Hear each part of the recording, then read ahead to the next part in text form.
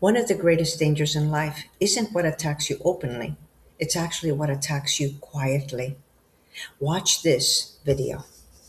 Confusion is always the result of believing a lie. If you are confused, then you are believing a lie. If you are confused, you're under some form of deception. Always, in every case. Why? Because confusion comes when you can't decide between two realities. When I know the truth, then I can identify the lie, and I'm no longer trying to weigh two different options. When I know the truth and I expose that deception, now there's a clear path forward.